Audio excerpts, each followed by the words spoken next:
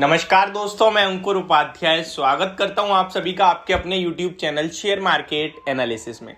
दोस्तों, मैंने आप सभी के साथ मॉर्निंग में सुज़लोन एनर्जी का स्टॉक शेयर करा था, जहां इसमें 20% का सर्किट लग रहा था। अभी 14% की तेजी रह गई है और मैंने आपके साथ यही कहा था कि मैं इसमें बाय की रिकमेंडेशन नहीं दे सकता हूं, लेकिन ये स्टॉक ऊपर जा सकता है क्योंकि ऐसे स्टॉक्स में बाय की रिकमेंडेशन देने से ना काफी सारे लोग ट्रैप हो जाते हैं। एक तो प्राइस उनके फेवर में, यानी अगर कोई ऊपर जा रही होती है चीज तो सब लोगों को खरीदना होता है, डेफिनेटली मैंने देखा है। और ऊपर से हम लोग भी आके अगर आपसे कहते बहुत अच्छा है, अब तो रॉकेट हो जाएगा, तो आप तुरंत जाके खरीद लेते हो एंड ये एक लॉस के संकेत होते हैं। फॉर एग्जांपल, आपने आज ही किसी के कहने से खरीद लिया हो या खरीदा हो मेरी वीडियो देख के, तो आप 6% के लॉस में हो। इसीलिए मैंने आपको साफ क्लियर वर्ड में कहा कि ऐसे स्टॉक में काफी हाई रिस्क होती है और काफी सारे लोग इन्हीं तरीके के स्टॉक्स में ट्रैप होते हैं।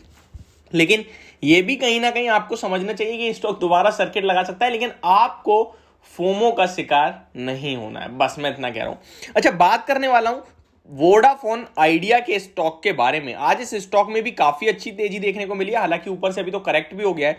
9.45 का आज का हाई है इसका एंड अभी 9.20 के लेवल्स पे 3% की तेजी के साथ ट्रेड करता हुआ दिख रहा है आपको ये स्टॉक। लगभग 7.4 करोड़ शेयर्स ट्रेड हो गए हैं एंड 9 करोड़ शेयर्स का एवरेज वॉल्यूम है। आज इसमें एक बहुत ही बड़ी खबर आई है जो कि पॉजिटिव है एंड उसकी वजह से आपको रिएक्शन भी देखने को मिल रहा है। बट जो न्यूज है वो लिटरली पॉजिटिव न्यूज है, वो भी मैं आप सभी के साथ शेयर करूंगा। क्या है और किस तरीके से वो पॉजिटिव है, सारी डिटेल देंगे एंड फाइनली देखेंगे क्या हमें लेना चाहिए या हमें नहीं लेना चाहिए।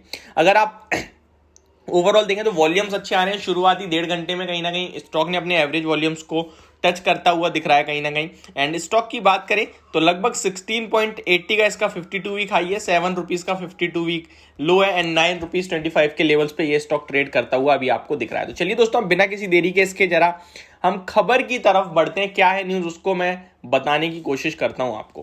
दोस्तों, वीडियो को आगे बढ़ाने से पहले आप सभी से एक रिक्वेस्ट है यार, जो लोग चैनल पे पहली बार आए हो प्लीज इसको सब्सक्राइब कर लीजिए, नोटिफिकेशन बेल आइकन दबा दीजिए ताकि मार्केट से रिलेटेड हर एक न्यूज आप तक पहुंचे सबसे पहले। एंड गाइस, वीडियो इन्फॉर्मेटिव लगे तो प्लीज इसको लाइक कर देना ताकि मुझे मोटिवेशन मिलती रहे।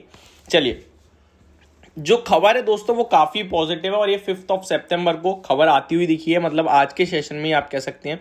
कहीं ना कहीं आप कह सकते हैं company has prepaid a short term loan of about 2700 crore to SBI. ये क्या है आप समझने की कोशिश करो।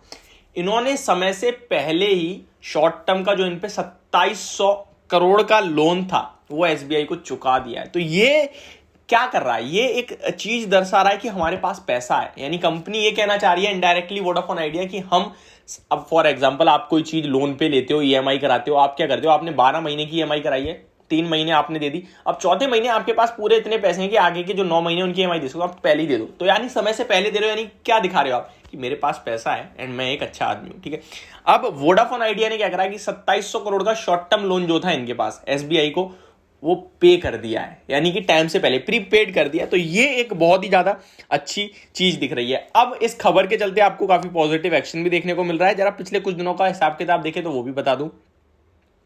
फ्राइडे यानी कल के फ्राइडे के सेशन में देखा जाए तो 5.97 करोड़ शेयर्स ट्रेड हुए थे, जिसमें से 40% की डिलीवरी थी। ये बहुत अच्छा है। एंड 5 दिन का एवरेज देखें तो 42% की डिलीवरी परसेंटेज निकल रही है एंड 30 डेज में 33% की डिलीवरी परसेंटेज निकल के आ रही है।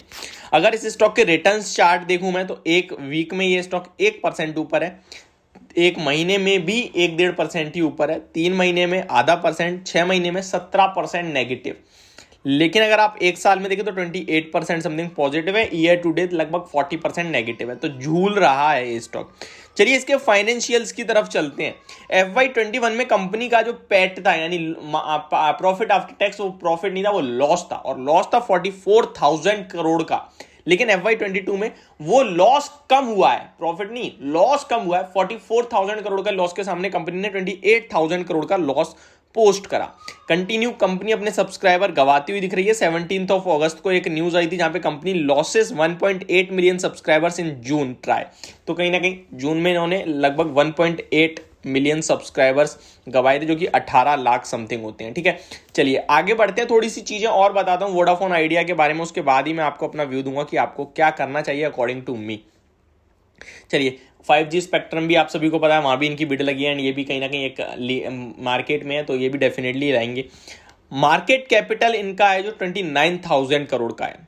इनका स्टॉक का पी तो छोड़िए, दिख ही नहीं रहा। बुक वैल्यू पर शेयर इसकी -20 रुपए की है, माइनस, यानी कि कर्ज ज्यादा है मेरे हिसाब से, ठीक है, वो भी अभी दिख जाएगा यहाँ। Return on equity, return on capital employed कुछ नहीं दिख रहा है। फेस वैल्यू 10 की है। कंपनी पॉजिटिव में एक लाइन पॉजिटिव नहीं है, लेकिन नेगेटिव देखूं तो 5-4 पॉइंट नेगेटिव जरूर दिख रहे हैं मुझे। आगे बढ़ता हूं एंड इसके सेल्स और प्रॉफिट को देखूं तो लास्ट मार्च में 6,500 यानी 6,500 करोड़ का लॉस था।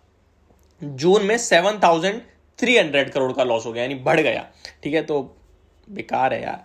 चलिए आगे बढ़ते हैं, जरा बैलेंस शीट चेक करते हैं। कंपनी के पास जो रिजर्व्स हैं वो रिजर्व्स हैं नहीं, वो माइनस में है 94,000 करोड़ के, और कंपनी का मार्केट कैप कितना है दोस्तों, 29,000 करोड़ का।